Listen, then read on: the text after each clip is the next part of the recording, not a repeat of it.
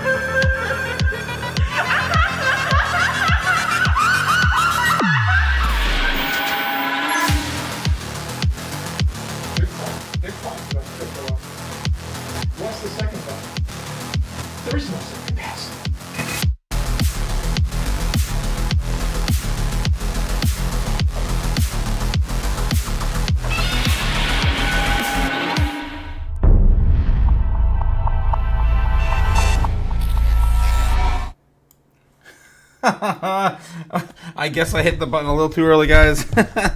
Good morning, good morning. Here we go, guys. We're winning. Here we're back to winning again. Oh my God, guys. How's it going? How's it going? Good morning, guys. Hugo here first, and by far the best intro in crypto. I really appreciate that, guys. I really appreciate that. I, of course, do my best, and you haven't seen nothing yet. If I wasn't in the middle of this freaking move and finishing building this entire new studio, then yeah, I have a lot more. Number 2, dang. I agree also with Hugo. Thank you, A-Guy. Brave Army Freedom says, good morning. Number 3, Otaku fam. Oh, good Taku. Good morning. A-Guy, morning. Of course, guys, we're winning this morning.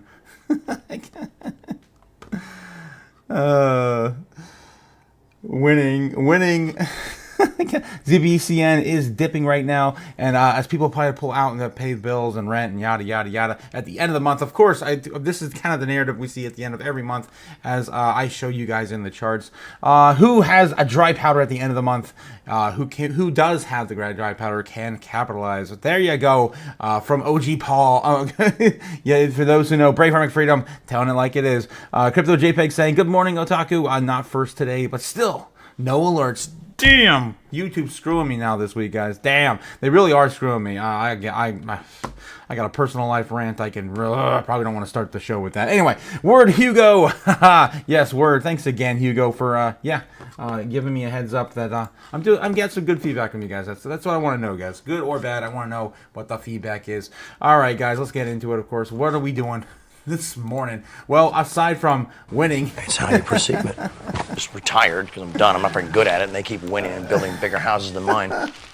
Defeating the naysayers.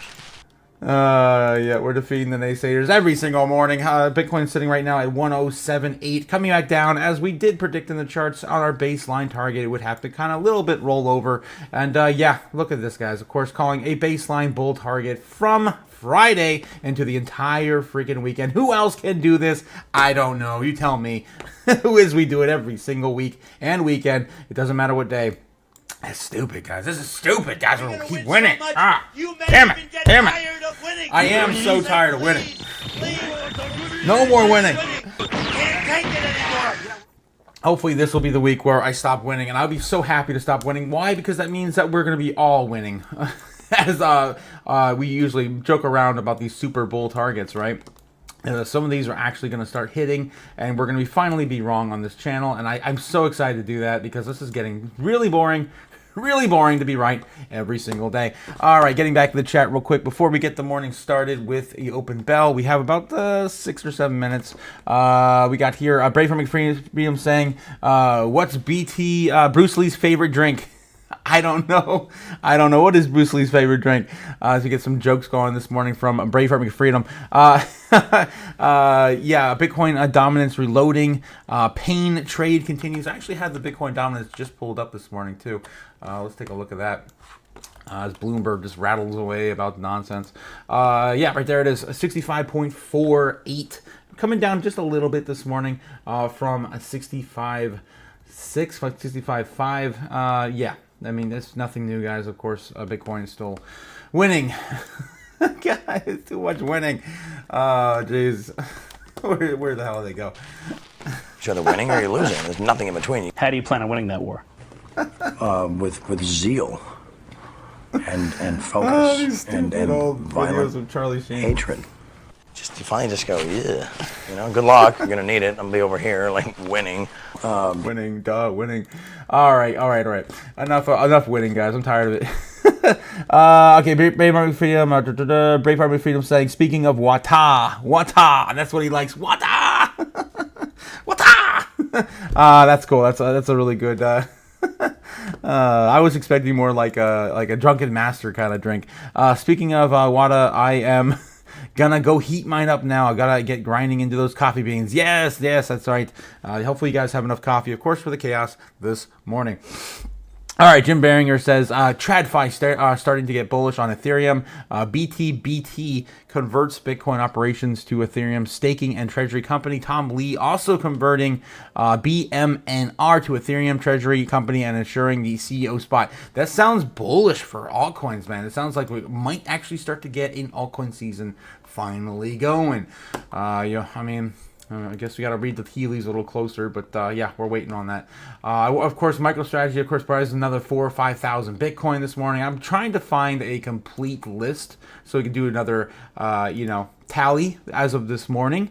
Because last time we did it, he was about 10,000 or so away from all of the Bitcoin that's going to be minted this year. And I wanted to see if we finally got past that yet or not. So it's been a week or two since we looked that up.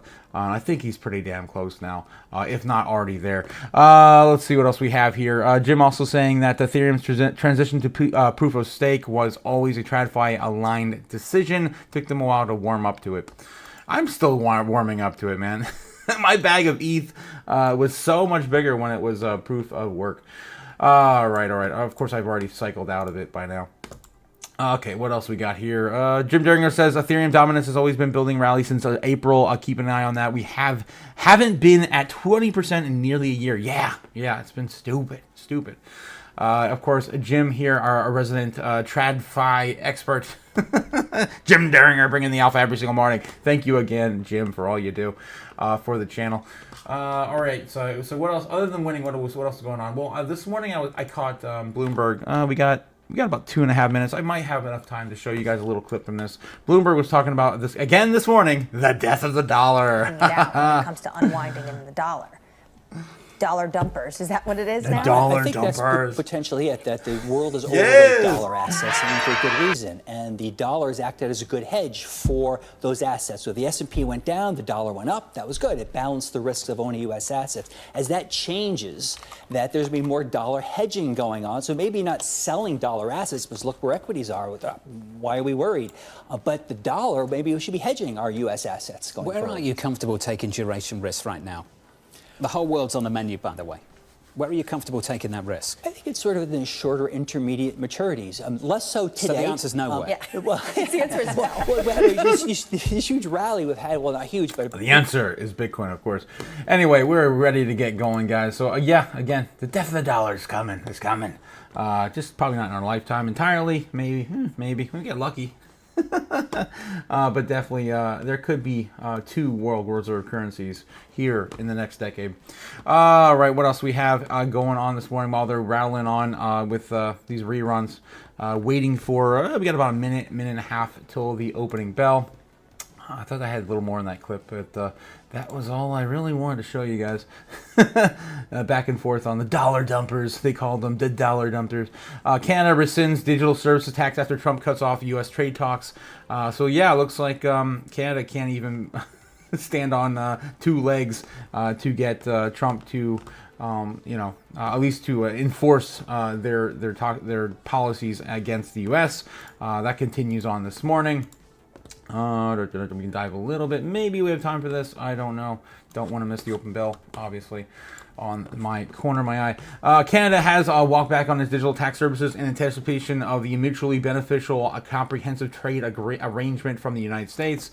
Ottawa announced Sunday night that it's just one night before the first tax payments were due. The move what comes after the U.S. President Donald Trump announced over the weekend that he will be terminating all discussions with the trade of Canada in response to Ottawa's decision to impose a digital service tax on American tech firms. Today's announcement will support a resume basically of negotiations toward the 2021 July timeline to set out the month's G7 Leaders Summit in Kanakakakis. Where the hell is that? Kananaskis. Okay, there we go. What the hell? Jesus. What are you, stupid? It's too early. I need more coffee. Canadian Prime Minister Mark Carney said in the statement, the first payments from Canada digital tax services, which enacted last year, applies retroactively from 2022. Were initially set to be collected Monday, and the tax would have been applied to both domestic and foreign tech companies, including U.S. giants such as Amazon, Google, Meta, and with 3% levy. Speaking of Amazon, this morning they lost apparently the right to sell Nintendo Switch 2s. I thought that was insane. Right, guys, we got the opening bell happening right now. Boom. Boom. I'm Matt Miller. We saw a new record close on Friday. Stock is down 13% over the last 5 years. So not great. Not great, not horrible though, compared to some of the bell ringers that we see. Fair. Should we talk about Goldman Sachs? Yes, banks I think are a hot topic today. Yeah, banks ripping this morning to start the week. Goldman Sachs, just one of them, moving higher after passing the Fed's annual stress test. That was kind of expected, but this really sets the stage for bigger buybacks and dividends for shareholders. Obviously, shareholders seem to like that. You can see Goldman up about 3% right now. If you round up, was up even higher pre-market. It'll be fun to watch these financials throughout the day, Matt. Yeah, I mean, I was thinking about this morning. You don't really see them failing stress tests very often, right? Like maybe they should fail one, just for each time. The drama. Like grade on the curve. Yeah. Tesla grading on the curve is not doing well compared to the rest of the Mag 7. It is up 0.25%, but in the pre-market, it was the only one trading down. The reason for a little bit of negativity, and you can only get so negative on a stock that's driven by retail traders. The Senate tax bill plans to phase out clean energy credits faster than previously expected. Basically, by September, as the draft looks right now, you will no longer get $7,500 back if you buy a Tesla or any electric vehicle. All right, we're back with Katrina Dudley, Senior Investment Strategist at Franklin Templeton Public Markets. And before I get to, I wanted to talk about buybacks, corporate buybacks, Katrina. But just quickly on the banks. Katie makes a great point. They always pass the stress test. Like, who cares? Actually, you don't want them to fail, do we? Okay, No, let's of be course not. very, very clear here. That would Yes, be we super do. negative for the markets generally. It wouldn't just be that one bad bank that failed. It would have reverberations. So let's not talk about that. But why are they doing better? Yes, it's share buybacks. I agree. It's passing those stress tests. But let's talk about it. It's the economy. It's a good economy. It's been a resilient economy, number one. Number two, we're starting to see deals. So you look at a Goldman Sachs, deals mean profits for them. So you have, from that perspective, a lot of good things going on, particularly for these investment banks. So I think that there's more room to run there. Yeah, absolutely. Great point on deals. And just today, it feels like there's several deals to really dig into. So all of that adds up to good news for financials. Let's talk a little bit about buybacks, though. As Matt mentions, I believe it was a Deutsche Bank note that was making the case this morning that the rally that we're seeing is built on buybacks. It's built on companies buying back their shares. Would you go that far? It's a component of the returns, but if I have a look, we've had a rally. We've had after you've had such a big correction, this is the fastest comeback to an all-time high we've ever seen. It was even faster than the long-term capital management recovery, which was 60 days. We got back to all-time highs in 58. Until the So I market's think exhausted. that's the thing that's concerning people. But it's not just the buybacks that have driven this rally. It has been the resolution of the tariff uncertainty. It has been the economic resilience that we've continued to see in this market. So I don't just think it's buybacks that have driven that rally of such a significant stature. Are valuations a concern to you at this point? Valuations are an indicator, but when you're looking at valuations, you cannot just look at valuations alone. You need to look at what is the underlying earnings growth and what's the breadth of that earnings growth. We have seen a broadening out of earnings growth, but one of the things that does concern us is a lot of this rally has been very concentrated. Right. It hasn't been the broad rally that you would like, that we were actually anticipating at the beginning of this year, where we talked about the average stock doing well. Right. It's actually been a little more more concentrated into the industrials, the IT, and the comm services. So, that's the thing that just keeps us a little cautious, is the fact that it is a concentrated rally. That you don't see that big, beautiful breadth that maybe some had been waiting for. I want to talk a little bit about who's buying, because a consistent theme that seems to have emerged is that you have retail rock solid there. When it comes to the typical institutional investor, are we seeing that same sort of appetite to propel stocks forward? Smart money versus dumb money.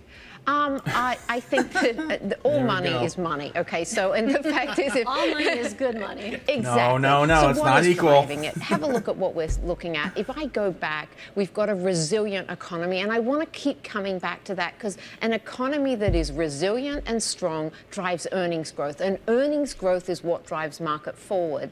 And if you look at the propelling a market forward, investors have to be there. They can't be sitting on high levels of cash on the sideline when the market continues to move away from them. So I think that it's investors staying off the sidelines, keeping out of cash, that is really driving the market. And the other thing too is that if I have a look, you've got an underlying support, as you've said, from the share buybacks, and then the final leg of this rally, I do think, is going to be M&A, which I expect to accelerate into the second half and into next year. All right. Oh, there you go. That's kind of our thoughts too. Obviously, it's a delayed reaction in the markets here in crypto, and everyone's talking about this possible extended cycle because of how late we're pushing it out. Yeah, I feel like if TradFi is going to do that with the stock market, that it's pretty likely we're going to do it as well with crypto. Yeah, so let's get back into the chat real quick. Well, before I do that, I guess we are going to talk about intraday real quick. What's moving? It looks like S&P's up 13. What? Verizon is a communication service. Absolutely. Do you know that today is the 25th anniversary of the forming of Verizon? I heard you say that at 9:30. All right. Screw them. Let's get back to the charts and take a look at this closer. Let's see right there. S&P 500 right now. Yeah, is it making new all-time highs right now as we speak again? Yes, it is. Wicking down a little bit to the previous market close, but yeah, pretty much still sitting at all-time highs for the S&P 500. Bitcoin, of course, taking a little bit of a backseat on this rally, but yeah, I'm sure it'll come back up and get back into this. It's just crazy, guys. Who else can do this? I'm so tired of it. Get it back into the chat. See what you guys are rattling on about on here. Let's see what we have here. Man, we got a lot back and forth between Jim and OG Paul. How's it going, guys? Pretty good. Let's see here. Jim Deringer says, where do we start? Oh my gosh. You can also get extremely weird scenario where gold backs Bitcoin.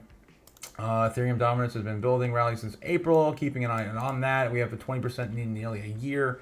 Brave Harvey Freeman says, I've been dumping the dollars for years. When the normie TV programs are talking about dollar dumpers and the music may be about to cut off, grab your chairs quickly. Yes, that's right. Let's freaking go. Oh man, nice Jim and Braveheart. Jim also says that would probably be the worst case scenario. That implies that Bitcoin becomes a CBDC of the world. I wouldn't call it a CBDC. You cannot control it that way, Jim. No. Okay, so backed by the current hoarding of the physical gold by central banks. Yeah, we have paper. We have paper gold, but you can't. I mean, you can. It's not like you can't make paper Bitcoin. You can. It's just. In a highly more regulated environment, you shouldn't be able to. Braveheart McFreedom says, I, for one, think that crypto can be likened to training wheels for CBDC. I'm right there with you, Braveheart. I do kind of subscribe a little bit to the narrative that if they can't beat us, they'll join us. And by joining us, they will try to get Bitcoin as kind of like a Trojan horse into something like CBDC for the rest of the population. So I do agree with you there. That is a possible scenario.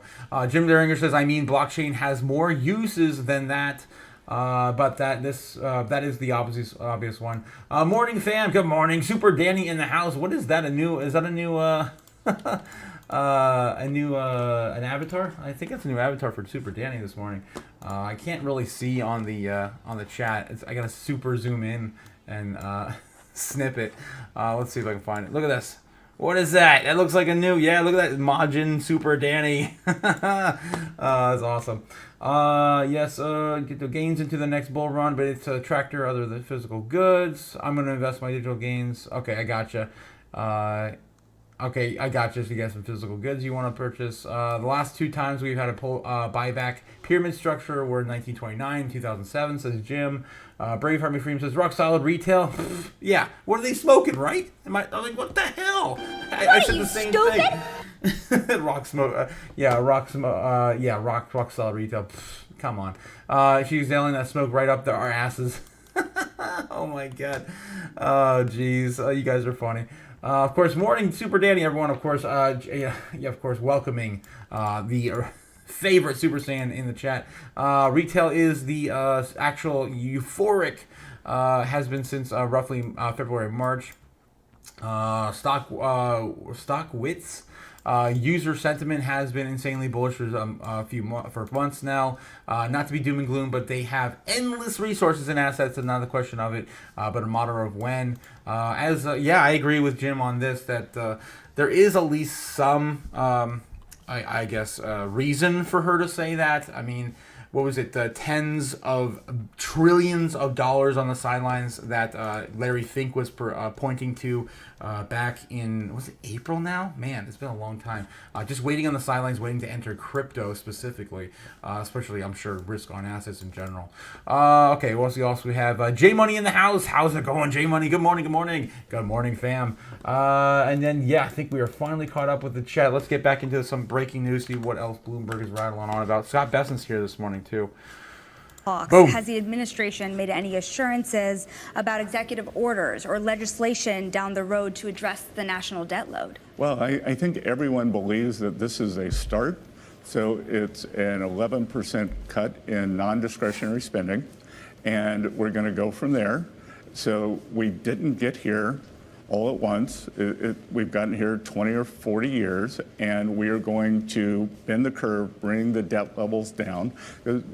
I'm a fiscal hawk. I've had a lot of very good meetings with that group, and I think we're all on the same page on how to grow the economy while controlling and bringing down expenses. Now, let's talk about some of the math there as well, because if the GOP is right and the bill does look to shrink the deficit, how will that affect Treasury issuance over the next 10 years? How does your math square with the CBO, with Wharton, with Yale, and even the Bloomberg consensus of GDP projectors here, economists, that still see growth under 2%? Well, I think that's just wrong. And, we can start with the CBO. Is their model presumes 1.8% forever. And maybe under Democratic governments, that's right. I think what we saw under President Trump's first term is that we will get a big boost in the economy from the tax bill. We're going to have certainty. We're going to go back to 100% expensing. So we are also deregulating at the same time. So we saw it in Trump 1.0. I think that we can see it here. So I think we can really accelerate the economy, because the CBO model shows 1.8% growth, whether we have the biggest tax cut in history or we get this across the line and give companies and consumers great certainty. You mentioned that the spending cuts were just a start. Now, which will prevail when you think about the cuts specifically as it pertains to Medicaid? Will the House level of cuts to Medicaid prevail, or the Senate level? And which one will the president support? We'll see. My sense is, and again, I take exception to cuts. We are actually bending the curve further out. We are getting able-bodied people back to work, and the most needy will have greater benefits. Well, the main question, too, is the benefits that are being cut. What do you tell the nearly 12 million people that are on the brink of losing access to Medicaid? Well, no, again, that's not right. 1.4 million are illegal aliens. Then a huge percent of that are the able-bodied working people who will need to go back to work. So we're going to have a work requirement. and we'll go from there. We're just going back to the levels pre-COVID. So, given where the bill is, how does the latest bill impact the trajectory of the debt and deficit in your view? Well, again, that I think as we accelerate growth, an increased growth trajectory completely changes the debt dynamics. So what we're focusing on is the debt to GDP. We're going to start bringing that back down. We are going to pull down the deficit to GDP.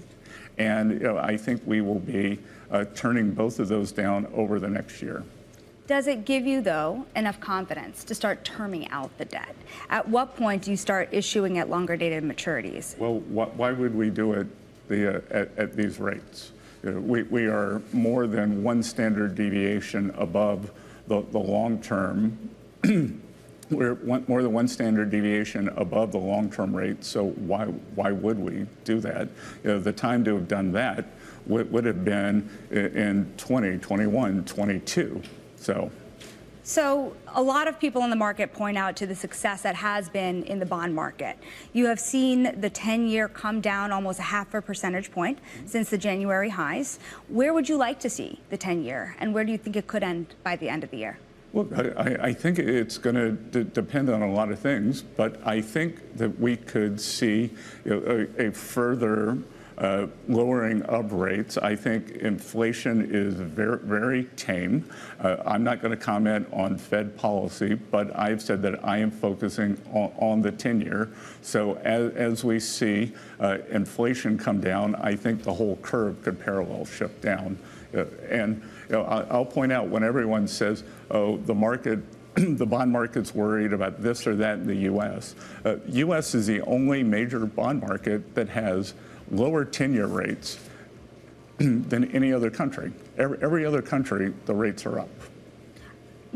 While we're talking about interest rates and the Federal Reserve, it has been recently reported that you might be in consideration for the job as the next Fed chair. When you've been asked about the likelihood recently, you said that it's up to the president. Is it a job that you would want? I will do what the president wants, but I think I have the best job in D.C. We're making a lot of progress with the president's leadership.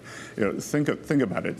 We are going to have the tax bill on his desk by July 4th. We're going to be wrapping up the trade talks. So I think we've had great momentum, and we will be working on Chair Powell's successor over the coming weeks and months.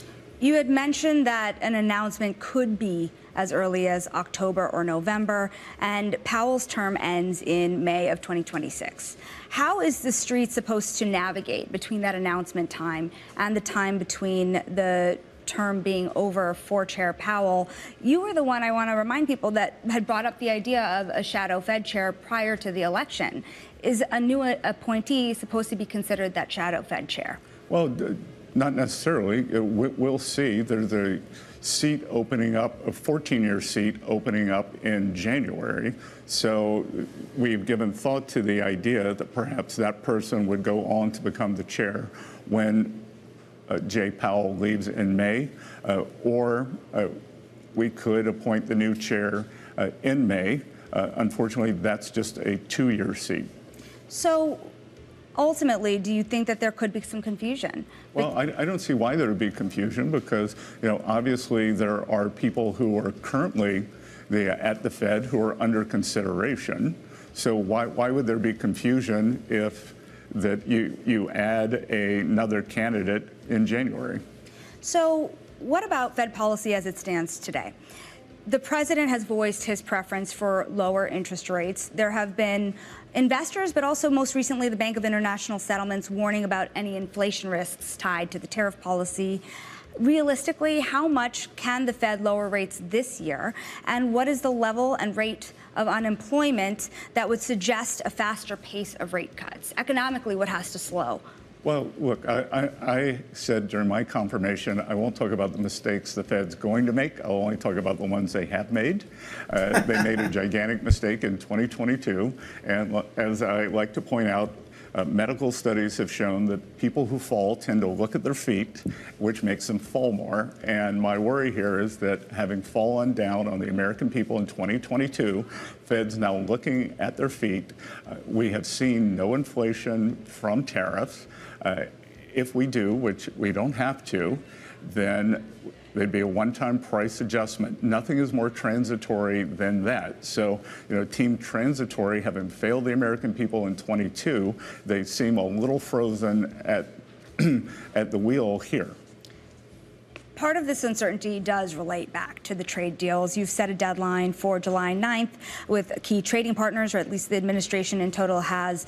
How many of the key 18 most important partners that you have been speaking about have deals that will be agreed to by that time? We'll see. I'm not going to negotiate on TV and let people off the hook. But as always, there's going to be a flurry going into the final week as the pressure increases. What can you tell us about what's coming out of those deals? Are they inked deals, or are they negotiations for future deals? Well, what I can tell you is that the staff level, whether it's at Treasury, at USTR, at Commerce, people who've been around for 20 years are in amazement, and they're saying these countries are coming with offers that they can't believe. So in terms of bringing down tariffs, non-tariff trade barriers, we're leaving aside currency, the financing of the labor and capital in an advantageous way. All these countries are pulling back. So you've said that trade negotiations could be wrapped up by Labor Day. How should investors and nations impacted be thinking about that July 9th deadline? And could that be pushed back to avoid going back to those April 2nd tariff rates? Well, that's going to be up to President Trump. And I'm not going to tell any country. We have countries that are negotiating in good faith, but they should be aware that if we can't get across the line because they are being recalcitrant, then we could spring back to the April 2nd levels. I hope that won't have to happen.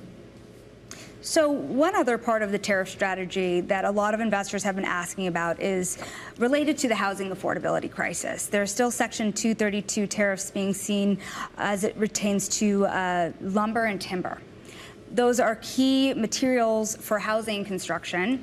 Are you in support of them ultimately, given where we are in the housing affordability crisis today? Well, I think it's important to break down. So what we're negotiating now are the reciprocal tariffs. 232s take longer to implement. So we'll see what happens with those. Also, in Illinois, it's like $50 for a sheet of plywood. What kind of timeline? Well, first of all, is Fannie and Freddie going to be privatized? And what type of timeline would you look to do that on, while also ensuring that mortgage rates won't skyrocket on the heels of such a plan? Well, let's work backwards on your question. Is anything we do, we will be focused on the mortgage rate, the spread of mortgages over treasuries, and ensuring that that does not move. But I can tell you that we have been busy with peace deals, trade deals, and tax deals. And once peace deals going well, tax deal done on July 4th, a trade deal wrapping up midsummer, and then we will focus on Fannie and Freddie. One more question for you. Another thing that is making its way through Congress is legislation as it pertains to cryptocurrency, but right now stablecoin. Will this bill help in terms of making stablecoins a bigger force in the payments market, in the treasury market? Will they be a larger force of what absorbs new treasury supply? Oh, you know it. What you're referring to is the Genius Act. The Senate's passed it. It's now with the House. President Trump, myself, much of the Senate leadership, and many in the House are encouraging them to pass the Senate bill as is. I think we could have that also done by mid-July. And I think stable coins create an exciting new payment rail. And importantly, it will be a source of demand for the U.S. Treasury market. Because if you think about it, in terms of preference globally, would you rather have a private stablecoin that's backed by U.S. Treasuries with U.S. best practices regulation, or would you rather have an ECB or a PBOC, central bank digital currency, that if you write a meme, the ex post, the government can turn off? I think everyone is going to choose the U.S. private sector with U.S. regulation all day, every day. Secretary Bessent, we appreciate you joining us here in our New York Great studio. questions That is today. the U.S. Treasury Secretary Scott Bessent. Oh, there it goes, guys. He's done. He's done. Good stuff. Good stuff. Yeah, and I really do think that the stablecoin, I guess, rush or craze, if you will, probably craze is probably a better way to describe it, is going to kind of like make everyone more aware how much the dollar is declining against assets like Bitcoin, hard, scarce assets like Bitcoin and gold and things like that. I think it's going to be in the front of everyone's face a lot more. That's my opinion anyway. Let's get back into the chat real quick and catch up with you guys. You guys have been blowing it up. Thanks again, guys, for supporting the channel. I love that. I see some fire in there. Let's go. All right, let's see what we have. Man, I gotta go back. Let's see, how far back do I gotta go? Retail is actually euphoric. Yes, we were there. Oh, Hugo! Hugo says, I only have 2K of dry powder. I've been hodling it for a big dip. My suggestions on where, any suggestions on where to allocate and when. Let's actually dive into that real quick. It's been, we didn't really touch too much into crypto this morning. Mostly all the breaking TradFi news. Yeah, and it looks like there's talking about my favorite, of course, U.S. dollar and treasuries. A little bit over the past few weeks, those lower rates helping some of those smaller companies. This is why we have a cross assets person Here I am. on TV. Katie Greifeld covers all the assets for us. Coming up, Maria Waitman joins us from State Street. All right, we're gonna skip them because I've been covering them all morning. But I just love when they start talking about the death of the dollar, and that seems to be on topic and on point today. All right, so anyway, let's see what else we can dig up. I wanted to talk really quickly on crypto bubbles. Right, let's take a look at crypto bubbles and find maybe somewhere that Hugo could throw some money into. All right, guys, so if you're new to the channel, this is what I typically do every single day, kind of going over just the overall price action with crypto bubbles. Right now it's looking pretty good. We're kind of consolidating over the open market open, coming down just a little bit on some assets, but a lot of assets are still up pretty good this morning. So not a bad day so far. But if you look over into the month, we can see a little bit more red and a little bit more, optimism into what to DCA into, right? So look for some fire sales for a Hugo this morning. Well, depends on how much risk and ROI you're looking at. Of course, I can't really get into every single coin in ROI, but in terms of what's down right now and a huge amount and what's going to flip pretty soon, we're running out of time, guys. We're running out of time. Last week, I was talking about how render was down almost 50% on the month. Yes, you can't even make that up. It's stupid. What are you, so stupid? So things, of course, are getting, the sales are kind of going away now. So don't wait too long with your bags. Just saying. So things like that, of course, kind of coming up over the last month or so. Render's still down hugely on the year. I still really like Render, and again, it's a safer play. You're not going to get the best ROI, but I think Render's going to do well as well. Hasn't really pumped yet at all this year. Jazzby's still down 15%. Again, it was down about 35% last week. So again, coming up a bit now on the month. What else do I really recommend? Sui's still down 15%. Again, a big blue chip. I think for this run, it's going to do well. Probably won't have the ROI that like stuff like Jasmine, maybe even Render will have. I don't know. It depends on how crazy the bull run goes in with Sui and the bullish news there. There's Near Protocol as well, down 11%. Again, it was 30% last week.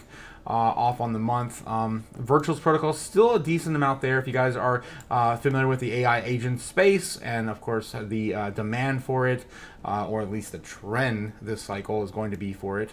The demand, of course, is still yet to be seen, and whether or not that's going to be actually made on a virtuals protocol or maybe another blockchain like Tars AI on Solana, or what's the other one? Sui AI, right? And so a lot of different hubs for digital AI agents, right? So yeah, the biggest one, of course, being virtuals, down still almost 30% on the month. Not a bad place there if you believe in that project.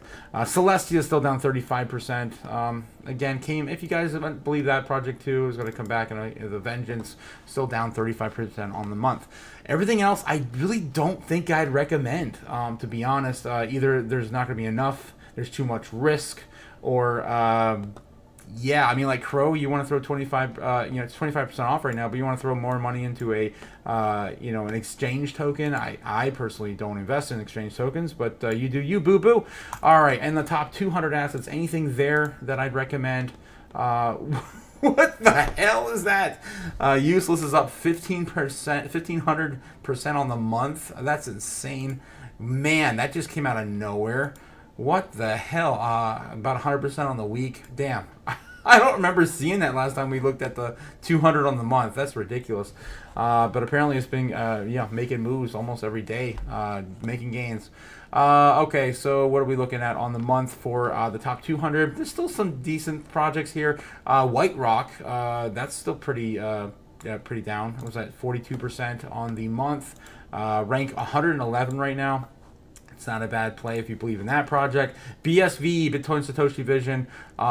If you believe in the future possibilities of that continuing on, of course, with one of the more popular, I guess, or controversial, I should say, forks of Bitcoin, sitting at negative 20% still on the month. Barrett Chain still down 21%. This was also down almost 50% on the month last time we looked at it. Pulse Chain's down 36%. Then Zbeck, look at this, finally starting to shed some of those gains. This is probably my pick. If I'm gonna say, guys, I'm just gonna tell you right now, down right now, testing the 203. We can actually take a look at the chart too. That's probably going to be my number one pick. I really love Zbeck. I love the future of this project, and of course what they intend to do with it. I would absolutely die if YouTube, I could get into a mad rant about that, payments platform would move on to Zbeck. I would die. Of course, I'm fighting with YouTube right now, just trying to get funding from everything I've earned on the channel.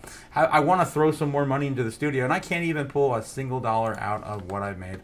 It's a mess. But I have to create a new LLC, I guess, because I can't go backwards. Long story short, and yeah, it's my fight continues with YouTube, and its algorithm too is not giving you guys notifications. What the F? Damn it! Total chaos here, guys. Total chaos every single day. All right, let's get into the charts. Yes, I want to show you guys the charts for Zbeck real quick before we move on, and we check back in with the Bloomberg terminal. Let's see here. Zbeck. What's going on with Zbeck? 2032 testing right now. Pretty cool stuff. Obviously, Bitcoin coming up a little bit over the weekend has brought it down a little bit, as it has been known to move inversely with Bitcoin, unlike other altcoins. That's why we have, of course, the Anarchy logo on Zbeck, because it doesn't do exactly what it's told. All right, so yeah, as Bitcoin continues to have a little bit of moves up, or at least sideways with some bullish or positive momentum this week, Zbeck could actually be testing a little lower, but I just don't see it break until we break 203. I don't see it moving into the lowers. I mean, we've actually been here now for how long? How long has it been? Like 40 days, almost 40 days, 37 days. How long since the breakout? 40? Right around 40 days, yeah. So we've already had plenty of time to establish this area as new level of support, and we still have not come back down and fully retested 203. And I keep saying that over and over and over again. We probably will not likely go to anything lower than 203, just because of how this is set up. Now, if we do get a Black Swan event, you damn right, all coins are gonna fall, and this will probably retest 202. But as of right now, at least 2021. As of right now, we don't have a Black Swan event, starting to present itself. So yeah, we're just gonna kind of go sideways and maybe bounce up and retest maybe 204 and 5 here within the next week, by the end of the week or so. Okay, so that's what's going on with ZBEC. Still very bullish on this. I can clean up the charts from a few weeks ago. It's still been a mess. What else? There we go. Nice clean chart now, but still looking at the same lows. Highs, I mean, we got to get above 204, 5, back to 205. Come on, give me this. There we go. That looks a little better. All right, so back on the saddle. All right, guys, so that's what's going on with ZBEC. Right now would not be a bad time to be buying, and if I had any money to move around, I'll be throwing it into ZBEC this week if we maintain these 203s levels. Okay. All right. Going back to what Scott Bessent was talking about, the Fed, right? The Fed's still not moving. Fed Chair Jerome Powell still not moving. If you guys were here with us last week, you were able to catch this with us live when Trump was addressing NATO. He's an average mentally person. I'd say low in terms of what he does. Low. Poor Jerome. Low IQ for what he does. Okay. Wait. So instead of paying $900 billion. We don't want to pay $900 just because he doesn't want to lower the rate. I said, if there's inflation in 2 years or 3 years or 1 year from now, you raise the rate and you take care of the inflation, among other things. But he's probably a very political guy, I guess. I don't know. I think he's a very stupid person, actually. All right. So anyway, just a quick recap from what Trump said at NATO last week. And again, still it seems like Besson's still on the same page with Trump. That we're overpaying for what we're paying on our borrowed dollars. Oh my God, this is disgusting. It's stupid to even say that out loud. we're overpaying on our borrowed money that we print. What the hell? What are you, stupid? Oh God. All right, so yeah, that's the general idea right now. Let's get back into the chat and see what else you guys are talking about, because I've got a whole bunch still to catch up with you guys over there. Man, yeah, the music stop. I like, of course, the musical chair analogy with the dollar. Where was I with Hugo? Okay, there we go. Okay, and also when to allocate now. You're running out of time. That's time frame wise. You can never time the exact bottom on any project, of course. You're always going to miss it if you wait longer and longer during a bull run. But you just never know when that black swan's ready to kick in. Always good to have some dry powder, and depending on the amount of percentage of what that is in your portfolio, Hugo, you can still sit on that cash and just wait for something to break or get in while you can. Jim Deringer says, again, I'm not financial advice. Not financial advice. We're at the point of no return when it comes to debt economy, says Jim. Fed also realizes this. You cannot pay down the debt at this point. That's right. We're done. The entire world is investing in the U.S. debt, including the U.S. itself. It's exactly. We're the #1 purchaser of our own debt now, since China backed off and started selling. What was it, like $8 billion last year? Last month, or was it last 2 weeks ago? Something like that. It wasn't. Yeah, we're not quite into July yet. We're at the point of no return. Jim Deringer says it can only go up if you try to pay it off. The music stops in a bad way. Hugo, I'm all about now on the ZBEC dip, right? ZBCN. It's probably near its local bottom, as you can see on the chart. But let's see if Otaku has any thoughts on the matter. Yes, hopefully you guys caught what I said about that. ZBEC at 2033 at this morning.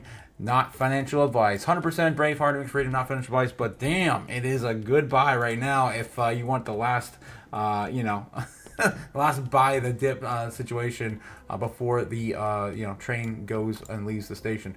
Jim Deringer says the U.S. is utilizing Medicaid as leverage of the U.S. debt market. Besson is trying to tiptoe around. That is funny. Jeez. Yeah, I mean, we can't cut anything. That's the thing. It doesn't matter what we cut. It's never going to be enough to actually make a dent in the debt. we'd have to literally cut literally everything and make the entire American economy suffer, go into a depression for us to actually get a little bit out of the barrel. I don't know, out of the bucket. I mean, it's still not enough. Like, if you take all of our GDP and you throw it at the debt, it would still take us and you didn't pay a single dollar on anything else, it would still take like 30 years to get it close. I mean, we still have some debt, but let's get back into the U.S. debt clock real quick and show you what I'm talking about.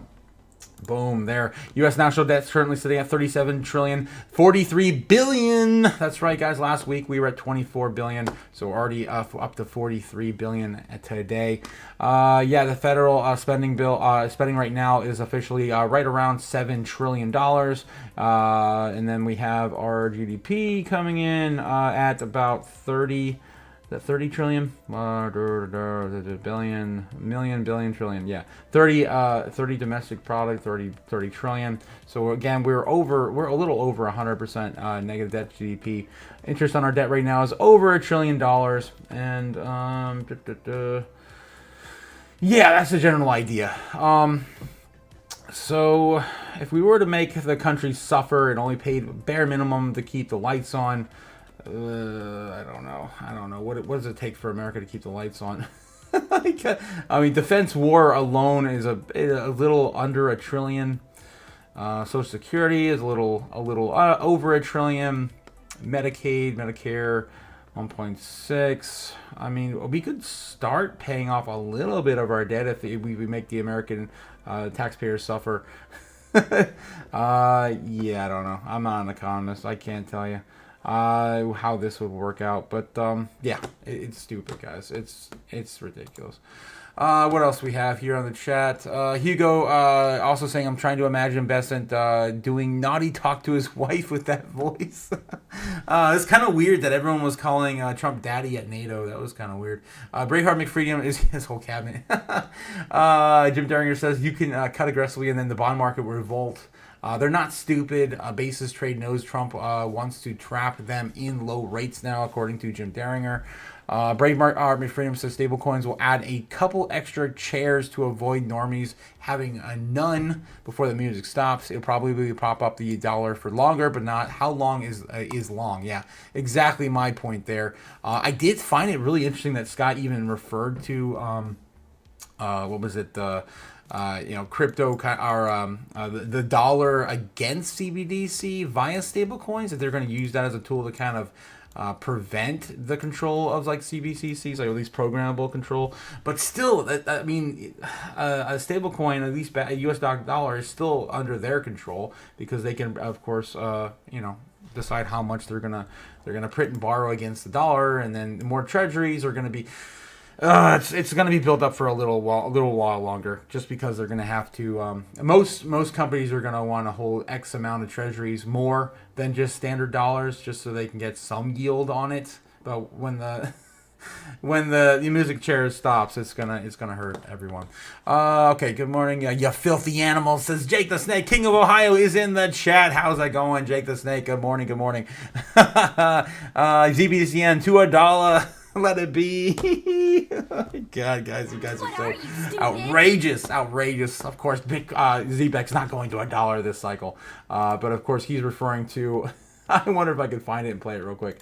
Marcus Lucas, right? Is it Marcus Lucas? Zbek to $1. Oh my God! Amazingly talented person. Can I not? Is it not Marcus Lucas? I thought it was Marcus. Martin Lucas. Is it Martin Lucas?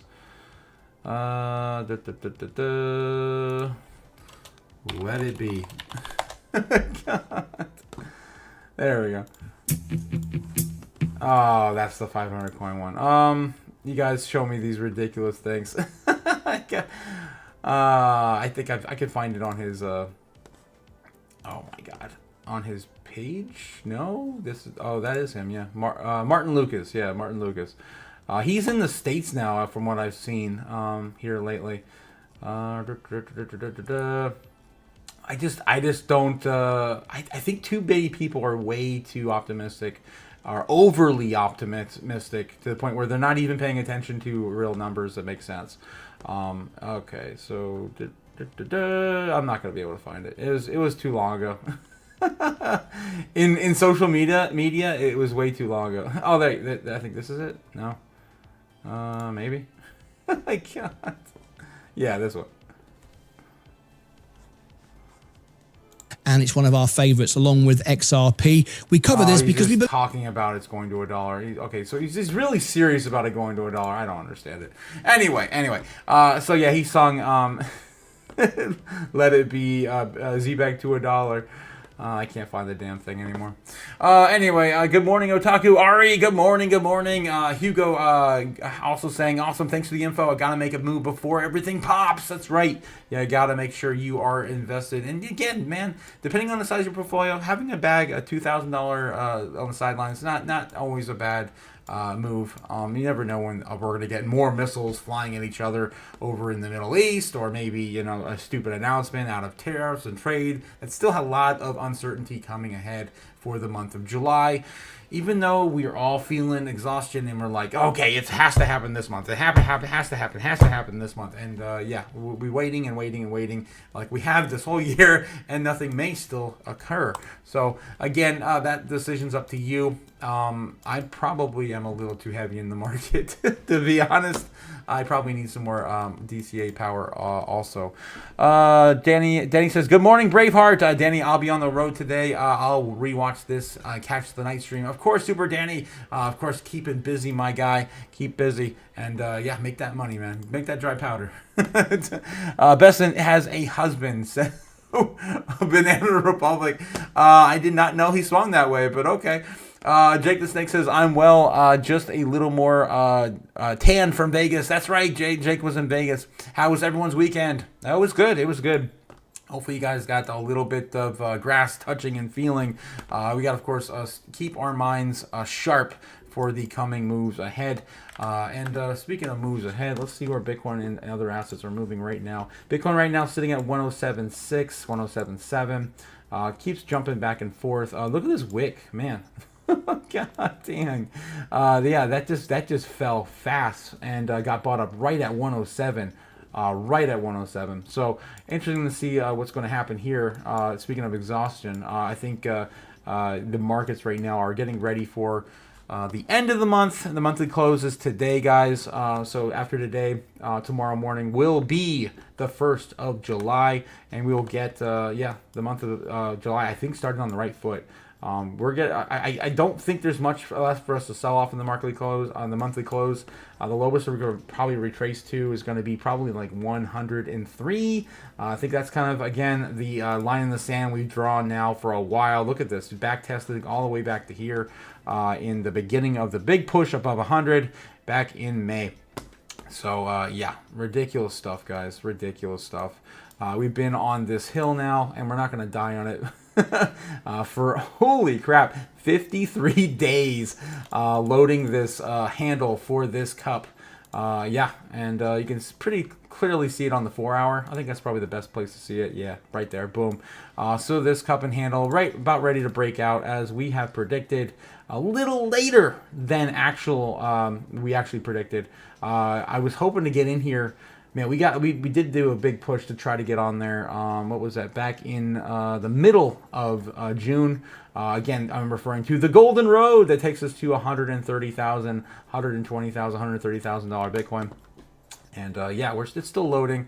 And I really hope that by the beginning of the month we shoot up to at least 115. That way we get right back on top of the road. I don't have to modify this at all, because I drew this all the way back at the end of. Oh my God, when was it? Okay, I guess it was the end of April, beginning of May, on the 5th of May, it looks like. So really amazing to see that pop off and still be not invalidated. All right, moving on, guys. Of course, winning, tired of winning, yada, yada, yada. So much, you may even get tired of winning. Yes. All right, all right. Let's see what the talking heads are talking about over on Bloomberg, and then we're gonna catch you tonight. Call it for the live in the morning. Got to get the studio going, man. Got to get the studio going. They are on recess right now. Dang it! No, commercial. We can wait a few. See what's going on with the crypto news. See what's going on over there. We didn't talk too much about Michael Saylor's new buy yet. That's about 4,000 or 5,000 Bitcoin. We can dig that up as well, as that's just been announced right before on the pre-market. All right, Bitcoin. Saylor strikes again 4,980 Bitcoin in the latest buying spree. After teasing another move early Sunday, strategy head Michael Saylor confirmed the next day as he scooped up an additional 4,980 Bitcoin. Saylor's team isn't slowing down. The company just grabbed more Bitcoin, pushing the total closer to the $600,000 mark for a single freaking company. My freaking God, stupid! It's insane. Absolutely insane. Taylor's team is not slowing down. The company just grabbed more. Altogether, the $597,325 Bitcoin bag were bought for a total of $42.4 million, averaging out to $70,000 per coin. This came shortly after MetaPlanet upped its stash by 1,000 earlier in the morning. Saylor, our strategy, formerly known as MicroStrategy, has made 54 Bitcoin buys since kicking off the accumulation back in 2020. Hopefully this will show the list. There we go. And it's not even up to date. Yes, it is. Thank God. Thank God this one's up to date. I definitely got to pin this one because a lot of the other ones are not up to date. I'll look them up today. I'll put it behind the Bitcoin laws. That's good. And I wanted to just spend a minute with you guys and just tally this up again with you because I'm pretty sure he is getting really close to that year-to-date amount that is going to rival the amount of Bitcoin that can even be minted this year. All right, so what we got? 4,980. That's the current one. 245 back in the 23rd. We have 10,100 on the 16th. We've got 1,045. I wonder, I could probably just feed this all into AI too. I don't trust it though. All right, going back to January, I'm just going to do that real quick and see if I make that work for us. Where are we going to go? We're going to go to Grok. We'll just go to Grok real quick. I don't want to bore you guys with all the data again. All right, how much Bitcoin in total has MSTR purchased according to the data I am about to paste. Okay. Oh my God, no, don't give me, stop. I hate you, I hate AI, come on, stop. Boom. Oh my God, no. What in the world? Geez, I'm just gonna ask how much has MSTR purchased Bitcoin in 2025 year to date? Oh my God, no. Really? You're gonna cock block me? All right, screw it. I'll do it myself. Oh my God. Screw it. I'll do it myself. I guess I could potentially just throw this into a spreadsheet. I don't know if I have. Do I have Open Office on here? No, I do not. Damn it. All right, I'll just do the math. Old school, guys. Maybe you guys can entertain me in the chat while I do it. Let's see. Good morning, good evening, strange sky. Apparently he's in the evening. I'll be on the yes. I'm well. Okay, I think I've already caught up with the chat. What am I talking about? All right, so where was I? I was up to the 9th, I believe. Yes, the 9th. Purchased 1,045, and we're looking at 705. It's a ridiculous amount of Bitcoin purchases, obviously, for the year so far. 4,020. We're back into May. Yep, and we're only 5 months. Yeah, we're only 5 months in now. 7,390. Boom. 13,390. Ridiculous amount of purchasing. 1,895. 15,355. Oh, this is like old school. I can't. 6,556. Oh, jeez. 3,459. Boom. 22,048. 6,911. I don't know why. The thing that really bugs me is that no one is talking about this. Nobody. I don't get it. 20,760. 7,633. 10,107. 10,107. Boom. 11,000 on the 21st of January, and 2,530 on the 6th of January. 2,530, yep. So this is the total they are up to right now. Getting so close, guys. 150,000 Bitcoin, roughly. And again, we can only produce a total of 450 every single day. There's 365 days in a year. And boom, the number.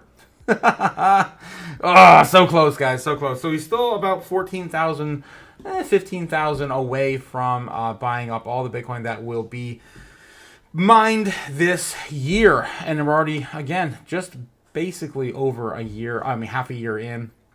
And this is not including everyone else buying up or whatever. They're buying, creating basically a halving within a halving, or maybe two halvings within a halving, if you look at the likes of like BlackRock's assets under management.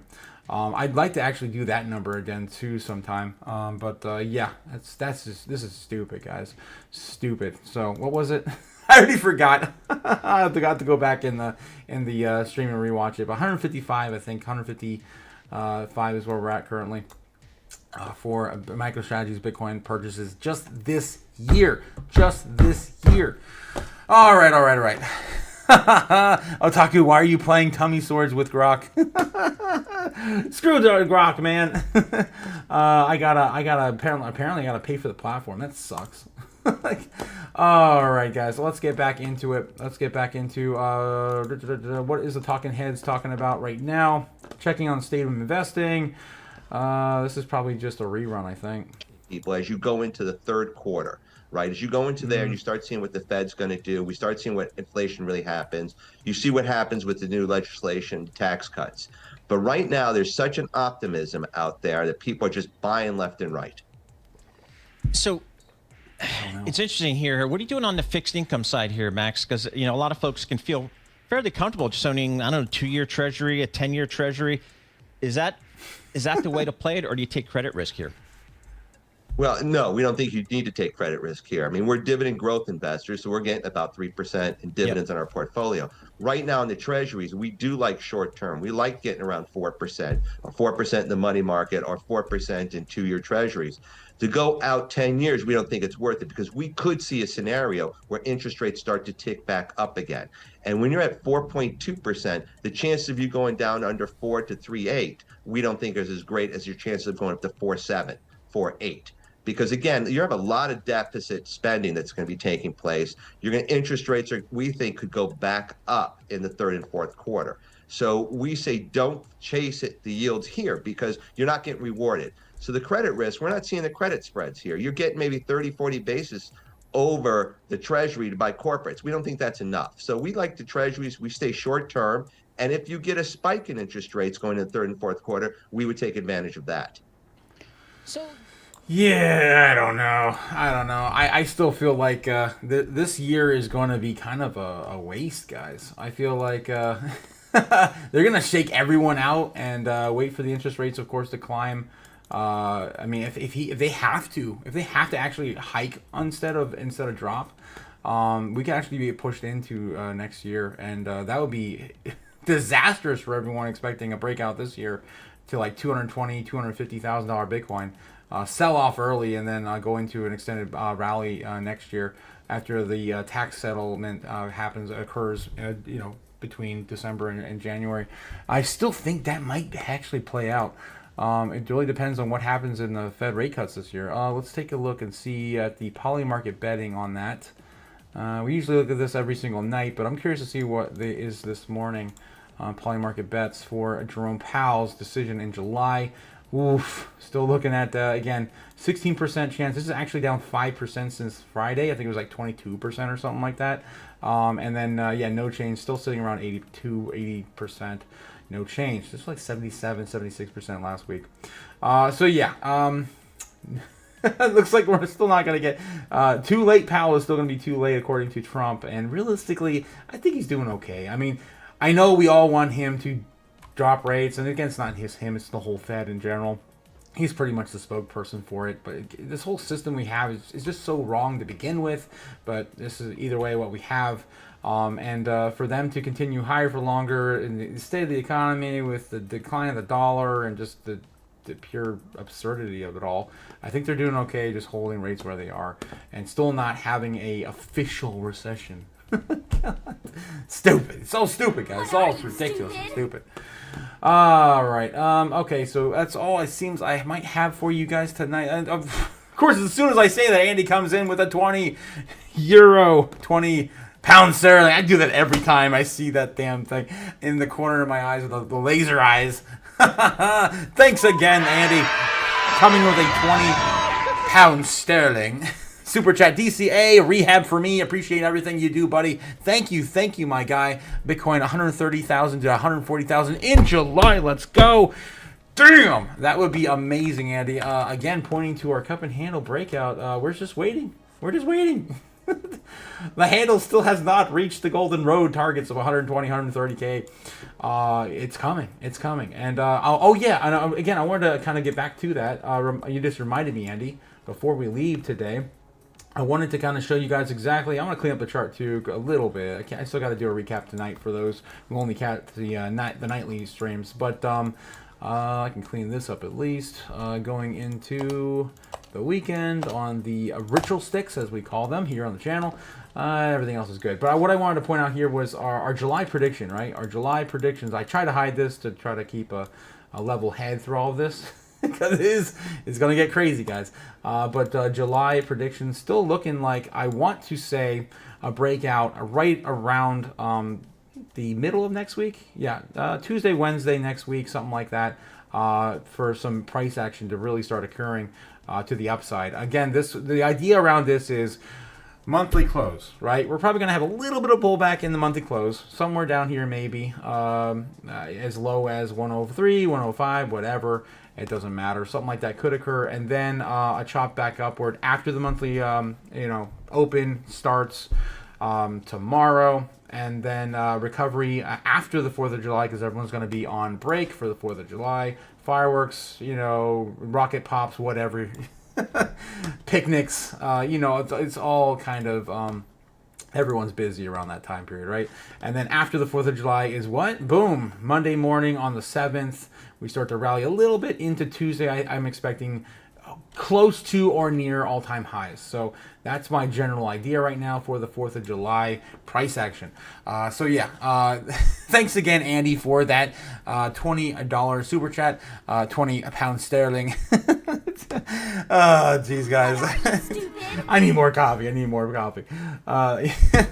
Hopefully you guys are diamond handing this towards the end of the month and not doing anything stupid, right? Not doing anything stupid. As I, of course, remind you guys every single day. Where the hell is it? Yes. And also, daily reminder, too. Don't forget to take some orange pills, guys. They're amazing. Of course, one pill keeps the FOMO away or at bay. You can diamond hand and stay safe. Stay safe. I will catch you guys tonight. At 8 p.m. Eastern Standard Time. And these orange pills are good. Yep, definitely good.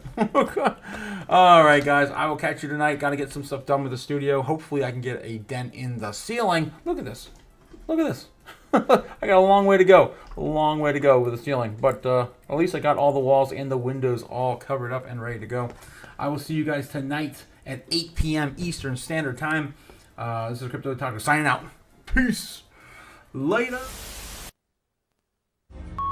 Fly me to the moon. Let me trade among the stars. Let me see what freedom's like without money and gold bars. In other words, hold my king. Oh! In other words, let's make history. Oh! Fill my world with more coins and let me huddle forevermore and more and more and more and more. I long for Hollywood talking and door. In other words, I choose you. In other words,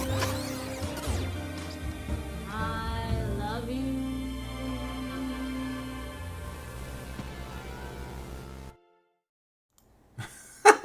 You love it when I take my meds?